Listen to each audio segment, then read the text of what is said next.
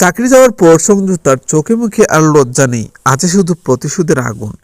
পার্টির সেই ঘটনার পর অফিসে এক অস্বস্তিকর পরিবেশ তৈরি হয়। সবাই চুপচাপ, কেউ কারো চোখের দিকে তাকাতে পারছে না। সংযুক্তা বোর্ডরুম থেকে বেরিয়ে যাওয়ার সময় ফাউলের দিকে এমন দৃষ্টিতে তাকায় যেন মনে মনে বলে যাচ্ছে এখানে শেষ নয়। অন্যদিকে ফারুল খুব শান্ত। এত বড় ঘটনা ঘটে গেলেও তার মুখে কোনো অহংকার নেই। মিস্ত্রি এসে জিজ্ঞাসা করে, তুই ঠিক আছিস তো?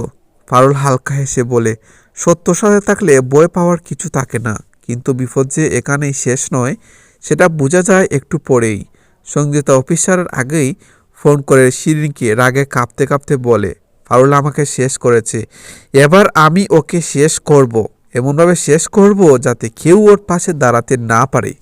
শিরিন প্রথমে ভয় পেয়ে যায়, কিন্তু পরে সংযুক্তার কথা শুনে সে রাজি হয়ে যায়। তারা ঠিক করে ফারুলের অতীত ঘেঁটে এমন কিছু বের করবে যা দিয়ে তাকে মানসিকভাবে ভেঙে ফেলা যায়। পরের দিন অফিসে আসে রায়ান। সে ফারুলের দিকে আলাদা করে তাকাতে শুরু করেছে। গতকালে ঘটনার পর তার চোখে খুলে গেছে। সে বুঝতে পারছে ফারুল এতদিন কতটা একা লড়াই করেছে। রায়ান ফারুলকে বলে, তুই চাইলে কাল যা হয়েছে সেটা নিয়ে আমি কথা বলতে পারি। ফারুল সঙ্গে সঙ্গে বলে, না রায়ান, আমার হয়ে কাউকে লড়তে হবে না, আমি নিজেই পারবো। এই কথায় রায়ানও আর বেশি অবাক হয়। তার মনে ধীরে ধীরে ফারুলের জন্য অন্যরকম অনুভূতি তৈরি হতে থাকে। এদিকে সংযুক্তা গোপনে অফিসের একজন পুরনো স্টাফের সঙ্গে যোগাযোগ করে। সে জানায় ফারুলের ফাইল নিয়ে কিছু গোপন তথ্য আছে, যেগুলো সামনে এলে ফারুলের সম্মান প্রশ্নের মুখে পড়বে। সংযুক্তা সেই তথ্য কিনে নেওয়ার চেষ্টা করে। পর্বের শেষ দিকে দেখা যায় ফারুল বাড়িতে একা বসে আছে। হঠাৎ একটি অচেনা নাম্বার থেকে ফোন আসে। ওপাশ থেকে শুধু বলা হয়, তুমি যেটাকে জয় ভাবছ সেটা আসলে জ্বরের আগের শান্তি।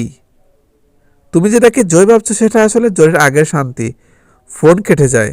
ফারুল কিছুটা চিন্তিত হলে নিজেকে শক্ত রাখে। শেষ দৃশ্য দেখা যায় সংযুক্তা অন্ধকার করে বসে ফাইলের পাতা উল্টাচ্ছে, চোখে প্রতিশোধের আগুন। তার মুখে একটাই কথা, এই খেলাটা আমি হারবো না। তাহলে কি সংযুক্তা আবারও ফারুলের জীবনে নতুন জোর তুলে চলছে?